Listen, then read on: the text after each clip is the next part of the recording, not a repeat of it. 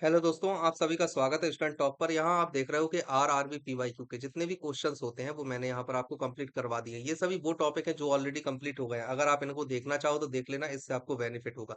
हमारा चल रहा था मेंसुरेशन, और मेंसुरेशन के हमने 4 लेक्चर ले लिए थे, और इन 4 लेक्चर में हमने 4 चीजें पढ़ी थी। हमने ट्राइंगल को देखा था, हमने समचतुर्भुज को देखा था, हमने स्क्वायर को देखा था, और हमने देखा था एक सर्कल को।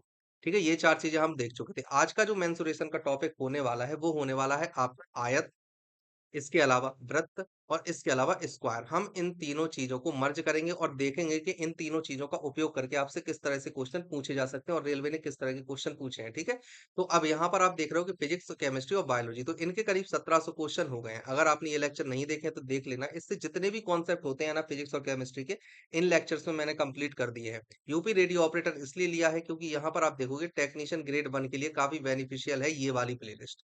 तो जिन जिन लड़कों ने टेक्नीशियन ग्रेड 1 का फॉर्म डाला है, वो आप जाकर यूपी रेडियो ऑपरेटर की प्लेलिस्ट पर एक बार जरूर विजिट कर लेना। ठीक है, चलिए बढ़ते हैं आज के पहले क्वेश्चन की तरफ। आपसे पूछा गया है एक वर्ग की घूर्णी समरूपता का क्रम क्या होता है। देखो, पहली बात तो समरूपता क्या होती है, उसमें फिर घूर्णी क्या होती है, और वर्ग के लिए क्या होगा ये। ठीक है, तो देखो समरूपता का मतलब ये होता है, जैसे मान लीजिए आपको कोई भी दो आकृति दे दी। हम अक्सर त्रिभुज में समरूपता पढ़ते हैं तो हम इसलिए त्रिभुज को लेते हैं। इसमें आपको क्या बोला गया था, अगर आपको त्रिभुज में समरूपता देखनी होती तो आप देखते हो ए बी सी और पी क्यू आर। दो त्रिभुज आपको दिए गए और आपसे बोल दिया जाता है कि इनकी एक भुजा बराबर है और एक कोण बराबर है, तो ये त्रिभुज समरूप हो जाते हैं। समरूप और समान होने में अंतर है। दिखेंगे एक जैसे, मतलब एक जैसे दिखना, समरूप मतलब समान रूप में दिखाई देते हैं। ठीक है, अब यहाँ पर हम बात करते हैं घूर्णी समरूपता की। तो घूर्णी समरूपता में क्या होता है, जैसे हमने यहाँ पर एक वर्ग लिया। ठीक है, घूर्णी समरूपता का मतलब ये है, आपको एक ऐसे पॉइंट ढूंढने हैं इस वर्ग में कि जहां पर खड़े होकर आप वर्ग को देखो, दोनों तरफ देखो या सामने देखो, कहीं भी देखो, तो आप ये ना समझ पाओ कि आप कौन से कॉर्नर पर खड़े हो। मतलब कि अगर आप इस कॉर्नर पर खड़े होकर देखते हो तो आपको जो दृश्य दिखाई दे रहा है वही दृश्य बी पर, सी पर और डी पर दिखाई देगा, अगर आप ध्यान से देखो। तो यहाँ पर टोटल समरूपता का जो क्रम होगा वो हो जाएगा 4, और 4 क्या होंगे, कोने। अब ये तो हो गई वर्ग की बात, यहाँ पर समरूपता का क्रम हो गया 4। लेकिन वही अगर आपसे बात की जाए समषटभुज की, समषटभुज लिखना जरूरी है। ठीक है, समषटभुज की अगर हम बात करते हैं तो इसमें क्या हो जाएगा, इसमें ये सभी भुजाएं बराबर हैं, ये सभी एंगल बराबर है, जिस वजह से आप इनके किसी भी कोने पर खड़े होगे तो वो चीज उतनी उसकी समरूपता का क्रम हो जाएगा। अगर हम षटभुज के लिए देखें तो षटभुज के लिए समरूपता का क्रम हो जाएगा 6। अगर हम अष्टभुज के लिए देखते हैं, अगर हम अष्टभुज के लिए देखें तो समरूपता का क्रम हो जाएगा 8। तो जितने कोण होते हैं ना, सबसे बड़ी कंडीशन ये है कि यहाँ पर जो कोण है वो समान होने चाहिए। जरूरी नहीं है 90 हो, समान हो तो भी बन जाएगा। तो कोण समान होने चाहिए, भुजाएं भी समान होनी चाहिए, और फिर जितने ज्यादा कॉर्नर होंगे, मतलब जितने वर्टेक्स होंगे, उतनी ही उस आकृति की समरूपता का क्रम हो जाएगा। ठीक है, चलिए बढ़ते हैं अगले क्वेश्चन की तरफ। आपसे पूछा है एक वर्ग का क्षेत्रफल ज्ञात कीजिए जिसका विकर्ण 12 सेंटीमीटर का आधा है। अब देखो, मैंने आपको क्या बताया था, अगर आपके पास में एक वर्ग दिया गया और वर्ग की प्रत्येक भुजा अगर ए है, तो उसके विकर्ण की लंबाई क्या होती है, √2 इंटू ए। ठीक है, अब यहाँ पर आपको क्या दिया गया है, जो वर्ग का विकर्ण है √2 इंटू ए, वो कैसा है, 12 का आधा। ये चीज आपको ऑलरेडी दी गई है। तो यहाँ से आप ए की वैल्यू बड़ी आसानी से निकाल लोगे। क्या आ जाएगी, 3 इंटू √2, ये आएगी आपकी ए की वैल्यू। आपसे पूछा क्या गया है, क्षेत्रफल। तो क्षेत्रफल के लिए आप क्या करोगे, क्षेत्रफल होता है A is equal to A square, और ए स्क्वायर की जगह पर आप रखोगे 3 इंटू √2 का स्क्वायर। तो यहाँ पर क्या आ जाएगा, 3 तिरका 9 और 9 दूनी 18। आपका आंसर क्या आ जाएगा, 18 सेंटीमीटर स्क्वायर। आंसर क्या हो गया, ऑप्शन। और ये वर्ग था, वर्ग का नाम भी हम दे देते हैं ए बी सी और डी। ओके, चलिए नेक्स्ट क्वेश्चन देखते हैं। आपसे पूछा 13 सेंटीमीटर त्रिज्या वाले वृत्त की परिधि पर बने हुए वर्ग का क्षेत्रफल ज्ञात कीजिए। आपको ये ज्ञात करना है। तो देखो बहुत आसान है। यहाँ पर आपने देखा, सबसे पहले आपने बनाया एक वृत्त। ठीक है, ये बना एक वृत्त। उसके बाद आपने इस वृत्त की परिधि पर बनाया एक वर्ग, इस तरह से। ठीक है, तो ये आपने एक वर्ग बनाया। अब उन्होंने बोला है कि जो त्रिज्या है, त्रिज्या है आपके पास में 13 सेंटीमीटर। ये रही आपके पास में त्रिज्या, जो कि है 13 सेंटीमीटर। अब अगर आप ध्यान से देखो तो जो इसका व्यास होगा ना, वो टोटल होगा 26। और व्यास क्या होगा, व्यास होगा वर्ग का विकर्ण। तो अगर हम वर्ग की प्रत्येक भुजा को हम ए मान लेते हैं, इस तरह से अगर हम वर्ग की प्रत्येक भुजा को ए मान ले, तो ये वाली जो डिस्टेंस होगी टोटल, ये कितनी हो जाएगी, ये हो जाएगी ए इंटू √2। हम इसको नाम दे देते हैं ए बी सी और डी, और केंद्र का नाम हम ओ दे देते हैं। ठीक है ना। अब यहाँ पर आप देख रहे होगे कि आपके पास में क्या हो जाएगा, बी डी, जो कि विकर्ण है, वो कितना होता है, a √2, और बराबर दिया गया है ये 20 6 के, तो यहाँ से a की वैल्यू आपके पास में आ जाएगी 13 इंटू रूट टू। ये चीज आपने देख ली। यहाँ पर आपसे पूछा क्या गया है, अब परिधि पर बने वर्ग का क्षेत्रफल, आपको क्षेत्रफल निकालना है। तो वही चीज आ जाएगी, a बराबर हो जाता है क्षेत्रफल ए स्क्वायर, और a की वैल्यू क्या दी है 13 इंटू रूट टू का होल स्क्वायर। अब आप इसका अगर स्क्वायर करोगे तो 13 का स्क्वायर होता है 169, 169 गुणे 2 जब आप करोगे तो आपके पास में निकल कर आएगा 338। तो यहाँ से आंसर क्या आ जाएगा, 338 सेंटीमीटर स्क्वायर। ठीक है, ये चीज आपको याद रखनी है, ऑप्शन बी। चलिए अब हम देखते हैं नेक्स्ट क्वेश्चन। आपसे पूछा गया है, घन के किनारों की लंबाइयों का जोड़ उस वर्ग की परिधि के आधे के बराबर है यदि घन के आयतन का संख्यात्मक मान वर्ग के क्षेत्रफल के संख्यात्मक मान के 1/6 के बराबर है, तो वर्ग की एक भुजा की लंबाई कितनी होगी, आपको ये चीज निकालनी है। ठीक है, देखो सबसे पहले हम बनाते हैं एक घन, हमने इस तरह से बनाया। ठीक है, ये एक घन है और घन होता है इस तरह से। हमने माना कि घन की जो भुजा है, प्रत्येक भुजा की लंबाई है a। तो घन में जो होती है भुजाएं, टोटल भुजा होती है 12। तो हम बात करते हैं 12 भुजाओं का योग आपके पास में आ जाएगा 12। वहीं हम बनाते हैं एक वर्ग, और वर्ग की प्रत्येक भुजा की लंबाई हमने मानी है कि b है। ओके, ये चीज हमने देख ली। तो यहाँ पर अगर आप देखते हो तो वर्ग की परिधि, मतलब इसके हम p को रिप्रेजेंट करते हैं 4b से, तो यहाँ पर आपको दिया गया है p बराबर 4b। अब इन्होंने आपको साफ साफ बोला है कि जो सिग्मा l है वो बराबर है p/2 के, तो इसे आपको रख देना है। तो 12a is equal to 4b/2। इसे आप कैंसिल करोगे तो यहाँ से आपकी a बराबर आ जाएगा आपके पास में 1 टाइम, और ये जाएगा 3 टाइम, तो a बराबर आ जाएगा b/6। ये वैल्यू आपकी निकल कर आई। इसके बाद उन्होंने आगे एक और इंफॉर्मेशन दी है कि जो आयतन है, घन के आयतन का संख्यात्मक मान वर्ग के क्षेत्रफल के संख्यात्मक मान का 1/6 है। तो घन के आयतन की अगर हम बात करते हैं तो वो होता है भुजा का वर्ग, भुजा का क्यूब। और अगर हम इसके क्षेत्रफल की बात करते हैं तो वो होता है भुजा का वर्ग। और आपको बोला क्या गया है, ए क्यू इक्वल टू है 1/6b² के। ओके, अब इसी को आपको सॉल्व करना है। तो ए क्यू की जगह पर आप रखोगे b/6 क्यू, अगर आप करते हो तो आएगा आपका 216 इक्वल टू में 1/6, और यहाँ पर है b²। आप इसे आसानी से कैंसिल कर दोगे, ये 1 टाइम जाएगा और ये जाएगा 36 टाइम।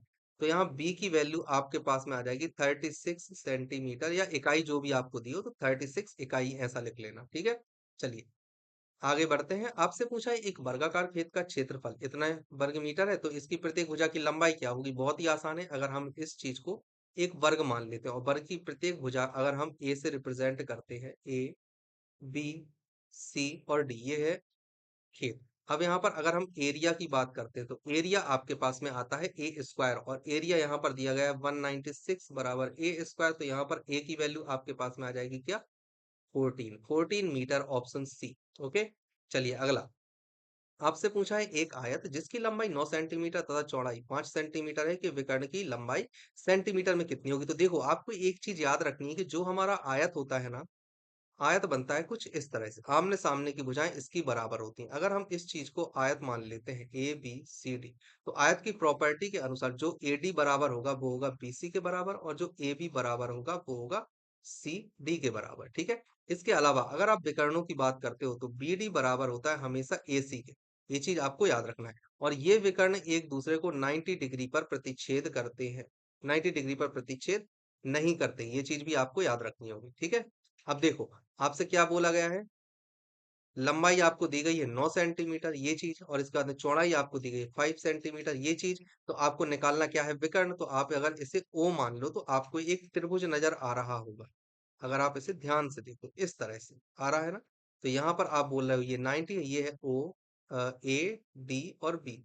ये वाली भुजा आपको 9 दी है, ये वाली भुजा आपको 5 दी है, ये वाली भुजा आपको निकालनी है।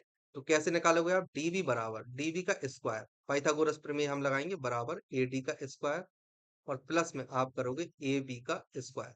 तो यहां से आप निकाल सकते हो बी डी का स्क्वायर बराबर ए डी का स्क्वायर, आपके पास में दिया गया है 5 का स्क्वायर, और यहाँ पर आपको दिया गया है 9 का स्क्वायर। तो यहाँ से जो आपकी वैल्यू आएगी 25 प्लस 81, यहाँ से आपकी वैल्यू आ जाएगी बी डी बराबर √106। आंसर क्या आ जाएगा, ऑप्शन ए। ओके, आपसे पूछा गया 340 मीटर परिमाप वाले एक आयताकार प्लॉट के चारों ओर 1 मीटर चौड़ी जगह में 10 रुपए प्रति वर्ग मीटर की दर से बागवानी की लागत क्या होगी, आपको ये चीज बताना है। तो देखो सबसे पहले आप बनाइए एक आयताकार जगह, और इसको हम नाम दे देते हैं ए बी सी और डी। ठीक है, यहाँ पर आप इसकी लंबाई और चौड़ाई मान सकते हो। ये एक्स अगर हम मान लेते हैं लंबाई को, तो इसे हम मान लेते हैं वाई। ठीक है। अब इसके बाद आपको 1 मीटर चौड़ी जगह बनाई और इसमें लगानी है आपको बागवानी। तो आपको निकालना क्या है, सबसे पहले ये से हम नाम दे देते हैं पी क्यू आर और एस। अब ये देखने वाली बात है कि ये वाली जो वैल्यू है 1 मीटर है और ये वाली भी 1 मीटर है। सेम चीज यहाँ पर सभी जगह है। तो आप देख रहे हो कि लंबाई और चौड़ाई में एक एक इंक्रीज हो गया है।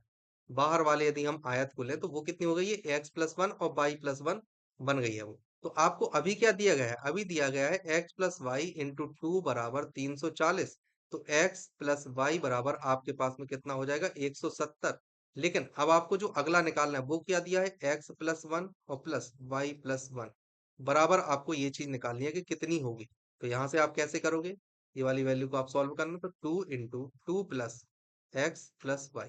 तो यहाँ से आपकी वैल्यू आ जाएगी 2 × 170 धन 2, आपके पास में हो गया 172। इसे आप आगे ले जाओगे तो आपके पास में 172 का हो जाएगा 4, 7 दूनी 14 की 4 बची एक, तो ये आ जाएगा 344।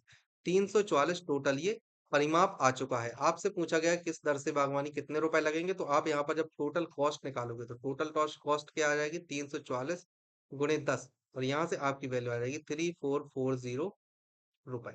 आंसर क्या आ जाएगा, 3440। ओके। चलिए अब हम देखते हैं अगला क्वेश्चन। आपसे पूछा है एक आयताकार कोठरी के फर्श पर विकर्ण 7.5 फुट का है। कोठरी की छोटी भुजा इतने फुट की है, तो कोठरी का क्षेत्रफल आपको निकालना है कि क्या होगा। तो देखो हम बना लेते हैं, ये रही कोठरी।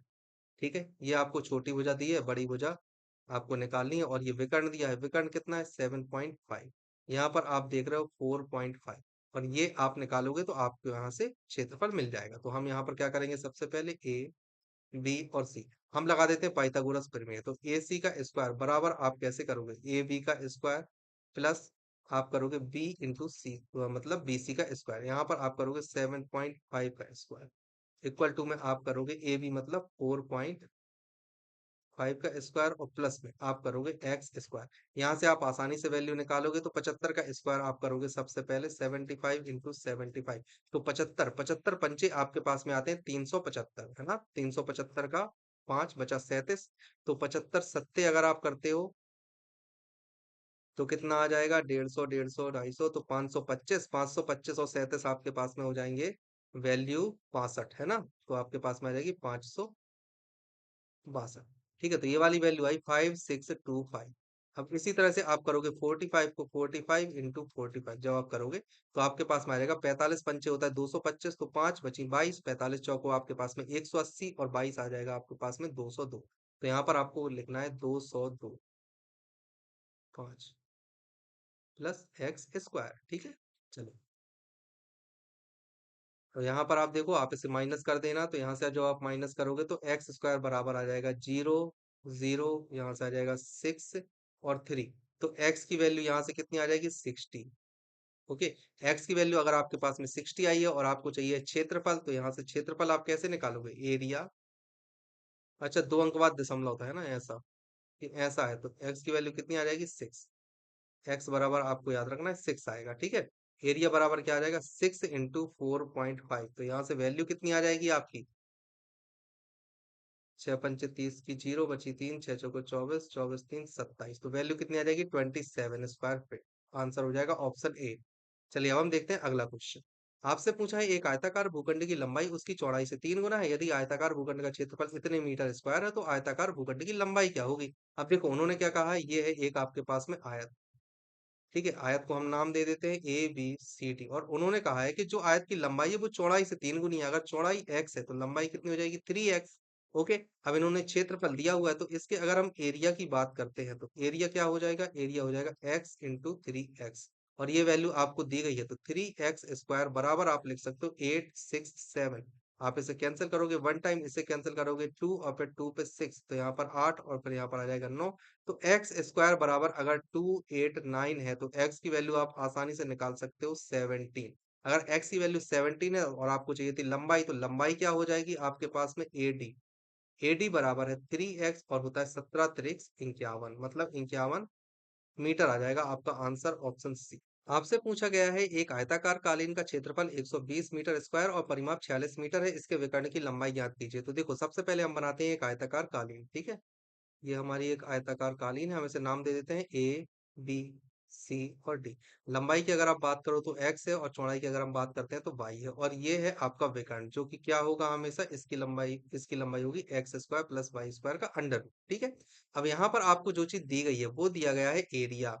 एरिया आपको दिया गया है 120, और एरिया एक्चुअल में होता क्या, एक्स वाई। तो यहाँ से आपको एक्स वाई की वैल्यू दी गई है 120, ये चीज आपको याद रखनी है। सेकंड चीज आपको दिया गया है परिमाप। परिमाप क्या दिया गया है, 2 × x + y बराबर आपको दिया गया है 46। तो x प्लस वाई बराबर आपके पास में क्या निकल कर आ जाएगा, 23। ये चीज भी आपको याद रखनी है। अब आगे हम बढ़ते हैं। यहाँ पर आपको बोला गया है x plus Y whole square बराबर x square plus Y square plus 2xy, ठीक है। तो अब यहाँ पर आप देखोगे तो x प्लस वाई का होल स्क्वायर अगर आप करते हो 23 का स्क्वायर, तो ये आ जाएगा 529 बराबर x square plus Y square, और यहाँ पर प्लस में आ जाएगा आपके पास में 240। अब हम इस इक्वेशन को यहाँ सॉल्व करते हैं, तो आप यहाँ पर देखोगे x square plus Y square बराबर आपके पास में आया 529 माइनस 240, तो यहाँ से x square plus Y square बराबर आ जाएगा 289। और आपको अगर विकर्ण की बात करते हैं हम, तो विकर्ण क्या होता है, विकर्ण होता है under root x square plus Y square, मतलब आप लगा सकते हो अंडर रूट 289, और इसकी वैल्यू क्या हो जाएगी 17। आंसर क्या आ जाएगा आपका, ऑप्शन डी। बहुत ही आसान क्वेश्चन था, ठीक है। चलिए अगला क्वेश्चन आपसे पूछा है, 7 सेंटीमीटर त्रिज्या वाले एक वृत्ताकार तार को एक ऐसा आयत बनाने के लिए मोड़ा गया है जिसकी भुजाएं इतने अनुपात में है। इस प्रकार निर्मित आयत का क्षेत्रफल क्या होगा। तो अब देखो सबसे पहली बात, आपको दिया गया है एक वृत्त, ठीक है। इस वृत्त की त्रिज्या आपको दी गई है 7। तो वृत्त की जो परिधि हो जाएगी वो क्या हो जाएगी, 2 पाई आर। अगर आप 2 लेते हो, पाई की जगह पर आप लेते हो 22/7 और आर की जगह पर आप लेते हो 7, तो यहाँ से जो आपके पास में परिधि आ जाएगी वो आ जाएगी 44 सेंटीमीटर। ये चीज आपको याद रखना है। अब हमने क्या किया है, ये जो वृत्त है ना, इस वृत्त से हमने बनाया है एक आयत। ओके, आयत मतलब ए, बी, सी और डी, ये चीज। इन्होंने बोला है कि जो अनुपात है, अगर इसकी अनुपात को हम 4x मानते हैं और ये हम मान लेते हैं 7x, तब ये पूरा होगा। अब यहाँ पर अगर हम इसके पैरामीटर की बात करते हैं पी डैश, तो वो क्या होगा 4x प्लस 7x × 2। और ये चीज आपको याद रखनी होगी कि जो p होता है वो p डैश के इक्वल है, मतलब कि आप यहाँ पर क्या लोगे 11x × 2 बराबर आप यहाँ पर लोगे 44। आप इसे कैंसिल करोगे, 11 दूनी 22 दूनी 44, तो x की वैल्यू आपके पास में निकल कर आएगी 2। आपसे पूछा क्या गया है, निर्मित आयत का क्षेत्रफल। तो आयत का क्षेत्रफल क्या था, एरिया। एरिया आपके पास में था 4x × 7x, मतलब कि 7 × 4 = 28 × 2। 28 × 2 आपकी वैल्यू यहाँ पर क्या आ जाएगी, 56 सेंटीमीटर स्क्वायर। आंसर क्या हो जाएगा, ऑप्शन ए।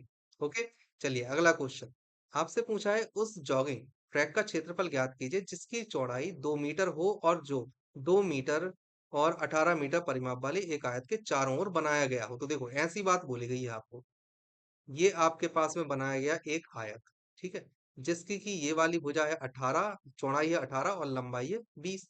इसके बाद उन्होंने बोला है कि एक इसके चारों तरफ हमने एक रास्ता बनाया है जिसे हम बोल रहे हैं जॉगिंग ट्रैक, ठीक है, ये वाला रास्ता बनाया है। अगर हम इनकी भुजा को मान लेते हैं, वर्टेक्स मान लेते हैं ए, बी, सी और डी, और इसे हम मान लेते हैं पी, क्यू, आर और एस, ठीक है। तो उन्होंने बोला है कि ये वाली जो लंबाई है ये पूरी 2 होनी चाहिए, ठीक है। ये वाली पूरी लंबाई अगर आप देखो तो ये 2 होनी चाहिए, ऐसी चीज इन्होंने आपको क्वेश्चन में दे दी है, ठीक है।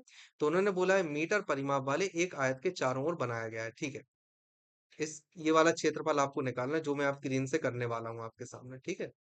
ये वाला जो क्षेत्रफल है ना, ये वाला, ये पूरा आपको निकालना है।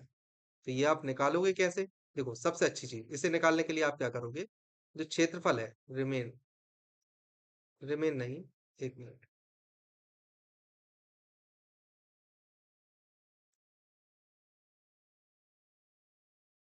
डिजायर एरिया जो हमें चाहिए वो आप कैसे निकालोगे, क्षेत्रफल ऑफ आयत P Q R S minus आप करोगे क्षेत्रफल ऑफ आयत ए बी सी डी। ठीक है, बहुत आसानी से आप निकालोगे। और क्या होता है, ये लंबाई गुणे चौड़ाई होता है। पहले ये 18 था, फिर हमने इसमें दो और ऐड किया, मतलब हमने 4 ऐड किया तो ये 22 हो गई। और इनटू में अगर हम लंबाई की बात करें तो पहले 20 थी, और 20 में भी हमने 4 ऐड कर दिया तो ये हो गया 24। और माइनस यहाँ पर कर दोगे 18 गुणे 20। आपको इसका गुणा करना है तो 24 दूनी 48 की 8 बची 4, 24 दूनी 48, 48 4 52। तो माइनस आप यहाँ पर करोगे 18 दूनी 36 तो 360। इसको आपको माइनस करना है तो आप कैसे करोगे, यहाँ से 8 बार में जाएगा, 12 में से 6 जाएंगी 6, और फिर 4 में से 3 जाएंगी तो 1। तो आंसर क्या आ जाएगा, 168 मीटर स्क्वायर। ठीक है, ये चीज आपको याद रखनी थी। इस तरह से आप क्वेश्चन करेंगे। Option D.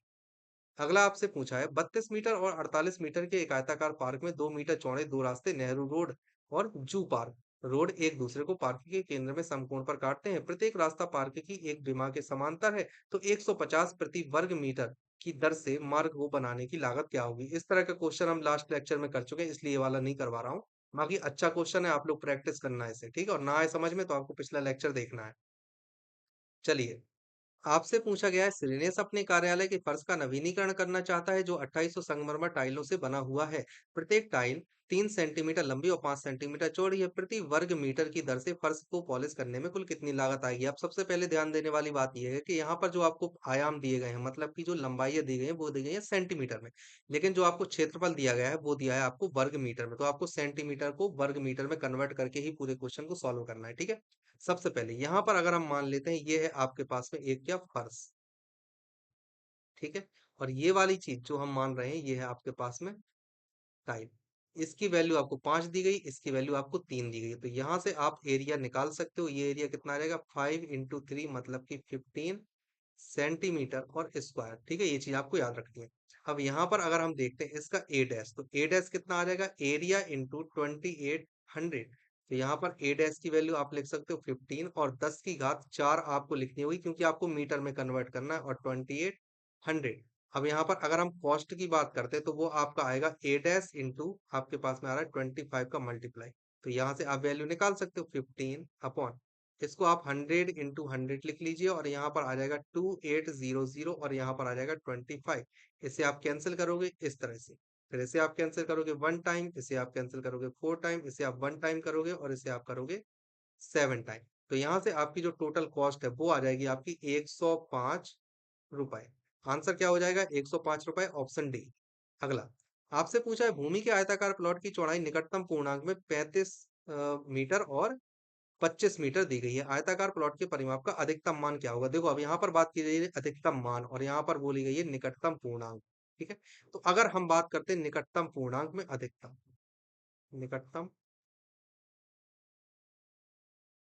पूर्णांक आपको जो दिया गया है वो दिया है 35 और दूसरा दिया है 25।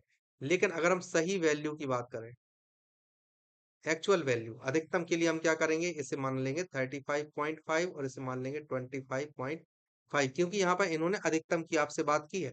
तो बस यहाँ पर आपको परिमाप निकालना है, आप आसानी से निकाल लोगे। ये अगर आपका आयत है, इसकी वैल्यू आपके पास में 35.5 और इसकी वैल्यू है 25.5। ठीक है, ये क्या था, ए बी सी और डी। तो इसके परिमाप क्या हो जाएगा, 2 × A D + बी ए। तो यहाँ पर वैल्यू आ जाएगी परिमाप बराबर 2 × 35.5 प्लस 25.5। तो यहाँ से पी की वैल्यू आपके पास में क्या आ जाएगी, 2 × आप इस दोनों को जोड़ोगे आप, तो 25 और 35 आपके पास में निकल कर आ जाते हैं 60 और एक 61। तो यहाँ से पी की वैल्यू आपके पास में क्या आ जाएगी, 122 मीटर। ठीक है, चलिए आंसर क्या हो जाएगा, ऑप्शन बी। नेक्स्ट अब आपसे क्या पूछा गया है, आयत का क्षेत्रफल इतने मीटर स्क्वायर है, यदि आयत की लंबाई इतनी है तो आयत की चौड़ाई आपको निकालनी है। सिंपल है, एरिया बराबर आप क्या लिख सकते हो, लंबाई गुणे चौड़ाई। होमवर्क है, आप इसे करेंगे, ठीक है। चलिए नेक्स्ट, आपसे पूछा है, भूमि के आयताकार प्लॉट का आयाम निकटतम पूर्णांक में सही दिया गया है, 28 मीटर और 22 मीटर है, तो आयताकार न्यूनतम। अब यहाँ पर बात हो रही है न्यूनतम की, तो देखो, अगर हम निकटतम पूर्णांक की बात करते हैं, निकटतम पूर्णांक जो आपको दिए गए हैं वो दिए गए हैं 28 और 22। अब यहाँ पर हम बात कर रहे हैं न्यूनतम की, न्यूनतम वैल्यू इसकी क्या ले सकते हो? न्यूनतम वैल्यू यही ले सकते हो, 28.0 और 22.0, यही होगी न्यूनतम। इसके पहले जो हमने क्वेश्चन किया था एक, उसमें क्या था, अधिकतम पूछा था और निकटतम पूर्णांक। तो अधिकतम मतलब हमने माना था उसमें 0.5 तक। ओके, अगर हम 0.6 मानते तो वो आगे चला जाता, इसके निकट नहीं होता, फिर वो अगली वैल्यू के निकट हो जाता। यहाँ पर पूछा है न्यूनतम, इसलिए हमने बस 0.0 लगा दिया, मतलब हमने वही वैल्यू ले ली। अब आपसे यहाँ पर पूछा क्या गया है, परिधि क्या होगी? परिधि आपको निकालनी है, पैरामीटर आप यहाँ पर निकालोगे, 2 × 28 +22। तो यहाँ से P की वैल्यू क्या आ जाएगी, 2 × 50 इक्वल टू आ जाएगा आपका 100। ठीक है, आंसर क्या हो जाएगा, 100 मीटर, ऑप्शन बी। ठीक है, 100 मीटर। चलिए नेक्स्ट क्वेश्चन आपसे क्या पूछा है। एक किसान का आयताकार फील्ड 250 मीटर लंबा और इतने मीटर चौड़ा है। वह विभिन्न प्रकार के चावल बुआई की अपेक्षा करता है, जो प्रति हेक्टेयर 30 कुंटल पैदा करेगा और यह बाजार में 620 प्रति कुंटल दर पर बेचेगा। उसकी अपेक्षित आय क्या होगी? तो देखो, सबसे पहली बात, यहाँ पर जो चीज आपको दी गई है वो दी गई है ये है आपके पास में 250 मीटर और ये है आपके पास में 380.5 मीटर। ये चीज आपको याद रखनी है। ठीक है, अब अगर हम बात करते हैं 1 हेक्टेयर की, तो 1 हेक्टेयर में कितने होते हैं, 1 2 3 4, 10,000 मीटर स्क्वायर। ये चीज भी आपको याद रखनी होगी। ठीक है, अब यहाँ पर हम निकालेंगे टोटल हेक्टेयर कितने होंगे, टोटल हेक्टेयर जो यहाँ पर आएंगे वो कितने आएंगे, 250 गुणे 380.5 बटे में आप करोगे 10,000। ठीक है, अब यहाँ पर टोटल इनकम की अगर हम बात करते हैं, तो टोटल इनकम आप कैसे निकालोगे, तो ऐसे ही निकालोगे, 250 इंटू 3805 अपॉन में आप करोगे 100 और फिर 100 और फिर इस तरह से। और यहाँ पर इनटू में आप कर रहे हो, उसको उम्मीद है कि 30 कुंटल मिल सकता है, तो 30 और 1 कुंटल पर वो कमाएगा 620। तो ये पूरी इक्वेशन है जो कि आपको सॉल्व करनी है।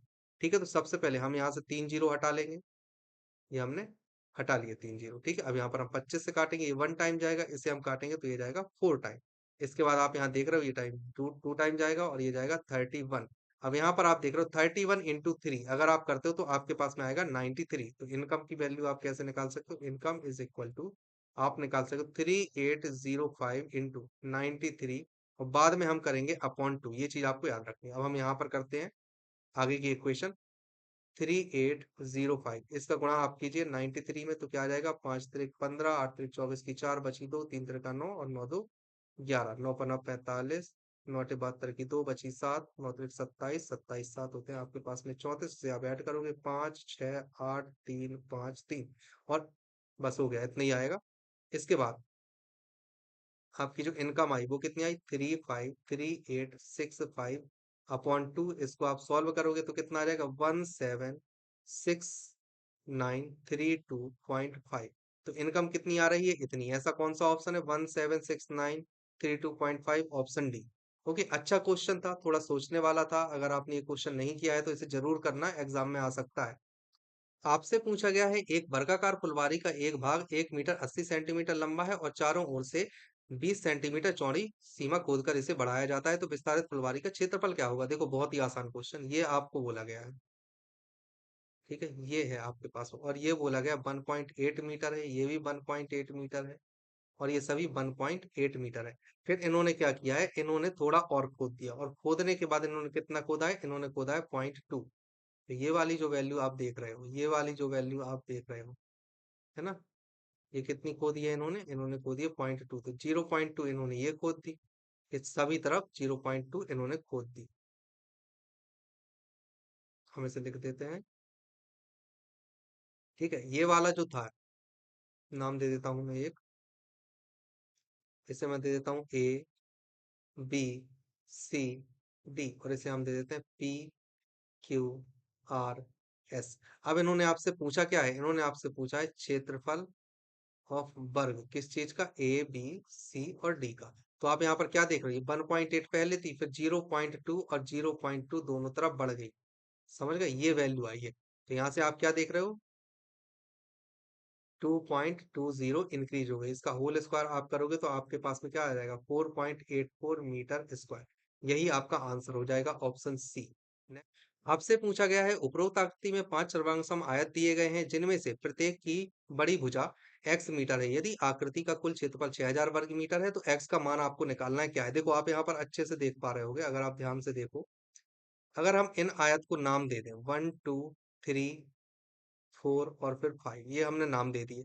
अब इसके बाद में जो आपको भुजाएँ दी गई हैं, वो उन्होंने ऑलरेडी बोली है कि जो बड़ी भुजा है वो है x। ये सभी आप देख रहे हो कि ये जो है ये बड़ी भुजाएँ हैं। ये वाली और ये वाली भुजा बड़ी है। अगर आप देखो इसे ध्यान से, तो यही है बड़ी भुजा। और छोटी भुजा हम अपने मन से मान लेते हैं कि मान लेते हैं भाई ये छोटी भुजा y है। ठीक है? तो आप यहाँ से क्या निकाल सकते हो? 2x बराबर 3y, आसानी से आ जाएगा। y बराबर क्या आ जाएगा? 2/3x, ये चीज आपको याद रखनी है। अब यहाँ पर आपको बोला गया है, जो चीज आपको ध्यान रखनी है वो क्षेत्रफल। तो पहला क्षेत्रफल, दूसरा क्षेत्रफल, तीसरे आयत का क्षेत्रफल, चौथे आयत का क्षेत्रफल और पांचवें आयत का क्षेत्रफल, ये सभी आपस में बराबर होंगे। और आपको बोला गया है टोटल जो क्षेत्रफल है पूरे आयत का, वो दिया गया है आपको 6000। तो यहाँ पे आप क्या कर सकते हो, 5 और एक आयत का क्षेत्रफल है एक्स वाई बराबर, यहाँ पर आप रखोगे 6000। तो यहाँ पर आप वैसे के वैसे 5 रख दो, एक्स की जगह पर एक्स रखो, वाई की जगह पर 2/3 एक्स रखो, इक्वल टू में आप रखोगे 6000। यहाँ से आप करोगे वन टाइम और फिर यहाँ ये, तो एक्स स्क्वायर बराबर आप आसानी से निकाल सकते हो 1800। तो एक्स की वैल्यू क्या आ जाएगी? 30√2। 900 इंटू 2 आएगा तो 30√2। आंसर क्या हो जाएगा? Option A. बहुत ही आसान क्वेश्चन है, ठीक है। चलिए, आपसे पूछा गया है, एक कालीन 5 मीटर लंबा और 1.2 मीटर चौड़ा है। इसके चारों किनारों पर 30 सेंटीमीटर चौड़ा छपा हुआ बॉर्डर लगा हुआ है। तो 225 रुपए प्रति मीटर की दर से बॉर्डर की छपाई का खर्च क्या है? आपको ये चीज बतानी हो। देखो यहाँ पर आपको जैसे ये वाली दी गई है एक कालीन, ठीक है, थोड़ी बड़ी सी बनाते हैं हम। ये आपको एक कालीन दी गई है, ठीक है, और कालीन में ही बॉर्डर होगा। ऑलरेडी बॉर्डर कोई अलग से तो होगा नहीं, तो हम इस तरह से बना लेते हैं बॉर्डर। अब यहाँ पर आपको ध्यान देने वाली बात ये है कि जो ये पूरी डिस्टेंस थी ना, यहाँ से लेकर यहाँ तक, ये पूरी डिस्टेंस थी 1.2। और ये वाली जो पूरी डिस्टेंस आप देख रहे हो यहाँ से लेकर यहाँ तक, ये वाली पूरी डिस्टेंस थी 5 मीटर, और ये कितनी थी? 1.2 मीटर। अब इन्होंने बोला है 30 सेंटीमीटर, तो 0.3 मीटर आप यहाँ पर बोल सकते हो।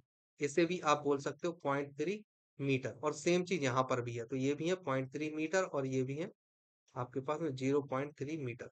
आपको यहाँ पर अगर हम नाम देना चाहें तो ए, बी, सी और डी, इधर पर आप नाम दोगे पी, क्यू, आर और एस। अब ये वाली लंबाई अगर आप निकालो तो ये वाली लंबाई क्या होगी? ये वाली लंबाई होगी 1.2 में से 0.6 जाएंगे, तो यहाँ पर बचेगा 0.6।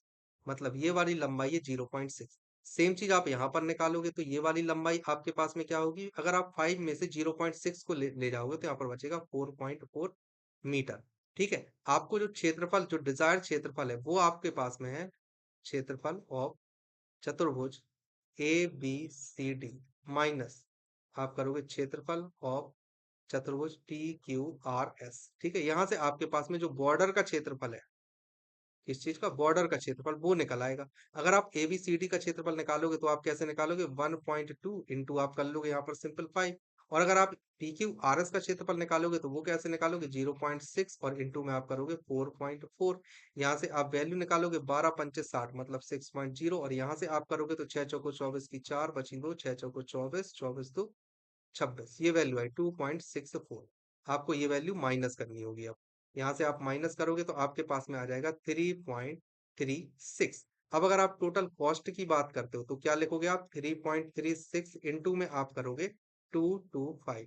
जब आप इसका इंटू करोगे तो आपका आंसर आ जाएगा, ये जाएगा 4 टाइम्स और ये जाएगा आपके पास में 9 टाइम। फिर आप इसे फिर से कैंसिल करना 1 टाइम, तो ये जाएगा 8 और 4 टाइम। अब आपका आंसर क्या आ जाएगा? 84 इंटू 9। अब देखो यहाँ पर आ रहा है 9 चौको 36, तो 6 एक ही ऑप्शन है जिसमें अंत में 6 है, तो ये वाला आंसर हो जाएगा। फिर यहाँ पर 9 72, 72 3 75, आंसर क्या आ जाएगा आपके पास? 756, है ना। इसी तरह से करना है। चलिए, अगला क्वेश्चन आपसे ये चीज पूछी गई, ये वैसे ही क्वेश्चन है जैसा मैंने आपको अभी भी बताया है, तो आपके लिए होमवर्क है, आपको इसे करना है और जो भी आपका आंसर है आपको इसे कमेंट सेक्शन में लिखना है, ठीक है। चलिए, तो आज के लिए इतना काफी, आज के क्वेश्चंस कंप्लीट हो चुके हैं। आई होप कि आपको बहुत कुछ अच्छे अच्छे क्वेश्चंस देखने को मिले होंगे, आपने कुछ सीखा होगा, आपका एक रिवीजन हुआ होगा अगर आपने क्षेत्रमिति पढ़ी है तो अगर आपको लेक्चर अच्छा लगा हो तो प्लीज चैनल को जरूर सब्सक्राइब करना, और आगे आने वाले वीडियोस के नोटिफिकेशन आपके फोन पर आते रहेंगे।